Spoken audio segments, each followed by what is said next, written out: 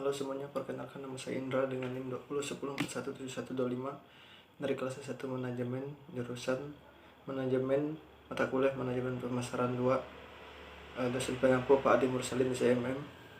Kali ini saya akan menjawab soal UTS dari mata kuliah Manajemen Pemasaran 2. Langsung saja kepada soalnya.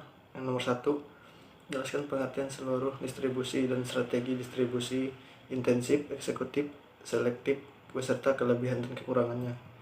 Jawaban, seluruh distribusi adalah orang atau lembaga yang kegiatan menyalurkan barang dan produsen sampai ke tangan konsumen dengan tujuan untuk memperoleh keuntungan atau laba.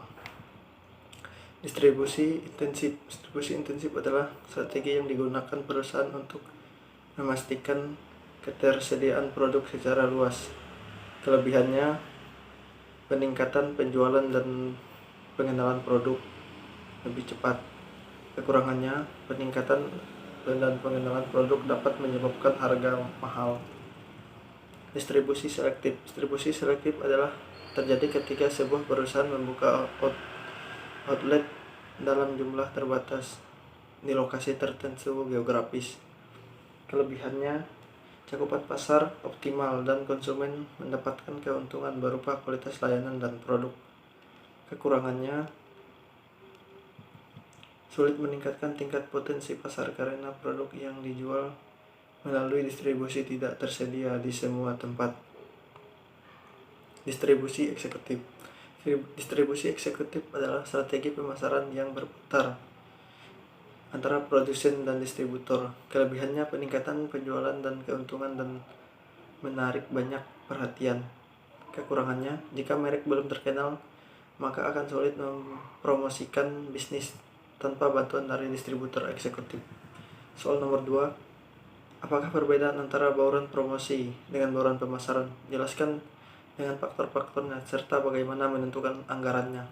Jawaban, perbedaan antara bauran pemasaran dan bauran promosi ialah bauran pemasaran adalah istilah yang lebih luas, yang mencakup rangkaian lengkap titik pemasaran, sementara bauran promosi hanya mengacu pada bagaimana cara menawarkan sebuah produk dan mengenalkannya pada konsumen, dan hanya sebagian kecil dari seluruh bauran pemasaran. Faktor-faktor bauran promosi. 1. Jenis pasar produk. Pemasaran, konsumen mengeluarkan uang secara berturut-turut untuk promosi, penjualan iklan, penjualan pribadi, dan hubungan masyarakat. 2. Tahap kesiapan pembeli. Ada 5 tahap kesiapan pembeli. Yang pertama, tahap kesadaran. Yang kedua, tahap pengertian. Yang ketiga, tahap keyakinan. Yang keempat, tahap pemesanan. Yang kelima, tahap pemesanan kembali. Terus yang ketiga, tahap hidup siklus produk. Ada 4 tahap hidup siklus hidup produk, yaitu 1. Tahap perkenalan, 2. Tahap pertumbuhan, 3. Tahap kemapanan, 4. Tahap kemunduran. Faktor-faktor bauran pemasaran. Yang pertama, produk merupakan bentuk menawarkan yang ditunjukkan untuk pemesanan kebutuhan dan keinginan pelanggan. Yang kedua, harga. Bauran harga berkaitan dengan kebijakan strategis dan teknis seperti tingkat harga, struktur diskon, syarat pembayaran, dan tingkat diskriminasi harga di antara berbagai kelompok pelanggan. Nomor 3, saluran distribusi. Merupakan keputusan yang menyangkut kemudahan dalam akses terhadap barang dan jasa bagi para konsumen. Yang keempat, promosi merupakan berbagai macam cara yang ditempuh perusahaan dalam rangka menjual produk tersebut kepada konsumen. Cara menentukan anggaran. Yang pertama, bauran promosi dapat dilakukan dengan cara mengalokasikan dananya lebih banyak kepada kegiatan seperti promosi, penjualan perorangan, dan hubungan masyarakat, dan lain-lain. Cara menentukan anggaran bauran pemasaran dapat dilakukan dengan lebih mengedepankan produk, harga, saluran distribusi, dan bauran promosi dalam melakukan pemasaran. Soal nomor 3,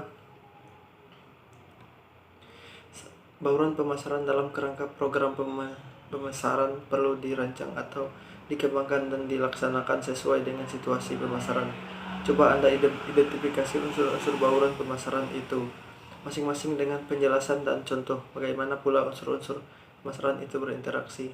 Jawaban, unsur bauran pemasaran itu ialah pertama, produk merupakan bentuk penawaran yang ditujukan untuk pemuasan kebutuhan dan keinginan pelanggan. Kedua, harga. Bauran harga berkaitan dengan kebijakan strategis dan teknis seperti tingkat harga, struktur diskon, syarat pembayaran, dan tingkat diskriminasi harga di antara berbagai kelompok pelanggan.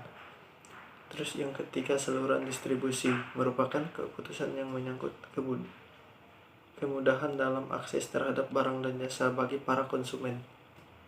Yang keempat, promosi merupakan berbagai macam cara yang ditempuh perusahaan dalam rangka menjual produk tersebut kepada konsumen. Interaksi dari keempat unsur bauran pemasaran ini terjadi di mana unsur-unsur ini saling mempengaruhi satu sama lain, di mana sebuah unsur produk yang bagus maka akan mempengaruhi kisaran harga, dan harga pula akan mempengaruhi saluran distribusi atau peredaran produk, dan saluran distribusi akan mempengaruhi cara mempromosikan sebuah produk yang akan ditawarkan dan dijual dalam sebuah pemasaran, dalam sebuah pasar. Soal nomor 4, silahkan buka link di bawah ini. Siapa pembicara dalam video itu? Sebutkan, menjelaskan teori-teori yang dibicarakan dalam video tersebut. Jawaban, pembicara dalam video tersebut adalah Bapak Hendy Aprianto. Yang teori yang dijelaskan dalam video ini menjelaskan tentang pengembangan produk. Pengembangan produk sendiri menurut Tejiptono 2008 adalah strategi untuk produk baru menjadi produk orisinil, produk yang disempurnakan, produk yang dimodifikasi, dan merek baru yang dikembangkan melalui usaha riset dan pengembangan.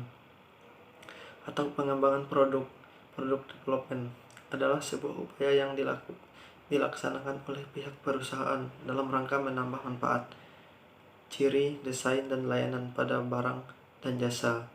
Dengan kata lain, tujuan dari pengembangan produk adalah untuk memberikan nilai maksimal bagi konsumen, memenangkan persaingan dengan perusahaan pesaing, dan memilih produk yang inovatif, produk yang dimodifikasi, serta memiliki nilai yang tinggi baik dalam desain, warna, ukuran, kemasan, merek, dan lainnya. Soal nomor 5, silahkan buka link di bawah ini. Siapa pembicara dalam video itu? Sebutkan, jelaskan teori-teori yang dibicarakan dalam video tersebut. Jawaban, pembicara dalam video tersebut adalah Bapak Hendy Aprianto. Dalam video ini menjelaskan tentang produk dan pengembangan produk supaya mampu bersaing dengan para pesaing bisnisnya, yang dimana produk merupakan segala sesuatu yang ditawarkan ke pasar untuk mendapatkan perhatian, dibeli, diperuntukkan yang dapat memuaskan keinginan atau kebutuhan konsumen. Tingkatan produk merupakan istilah yang digunakan untuk membagi atau mengklasifikasikan suatu produk berdasarkan manfaat atau kegunaannya, yang bertujuan untuk mempermudah strategi marketing dalam penyusunan pemesanan yang tepat. Soal nomor 6, silahkan buka kedua link di bawah ini. Siapa pembicara dalam video itu? Sebutkan dan jelaskan teori-teori yang dibicarakan dalam video tersebut. Untuk pembicara video pertama adalah Ibu Liris Widya.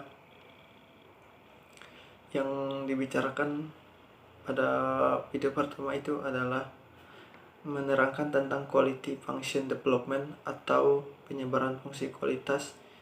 Ini adalah metode yang digunakan untuk mencari karakteristik teknis atau respon teknis dari sebuah rencana pengembangan usaha untuk mengembangkan produk yang diinginkan.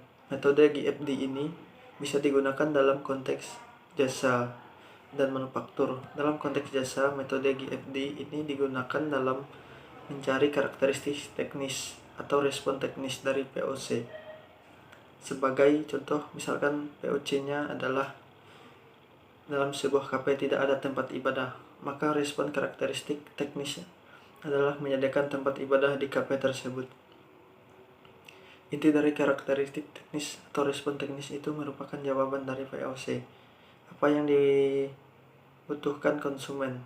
Sedangkan dalam penerapannya dalam desain atau manufaktur ialah di dalam perencanaan pengembangan produk. Artinya GFD juga dipakai untuk menjawab voice of customer, apa yang dilakukan perusahaan untuk melakukan pengembangan produk yang diminta oleh pelanggan.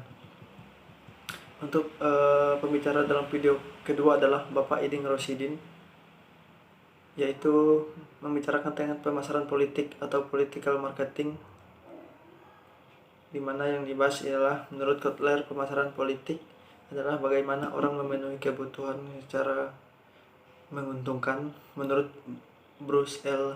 Nguyen dalam Handbook of Political Marketing bahwa penerapan atau penggunaan teknik-teknik dan konsep-konsep pemasaran dalam kehidupan politik.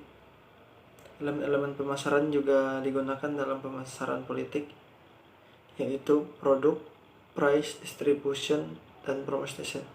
Sekian jawaban UTS dari manajemen pemasaran 2 dari saya ucapkan terima kasih.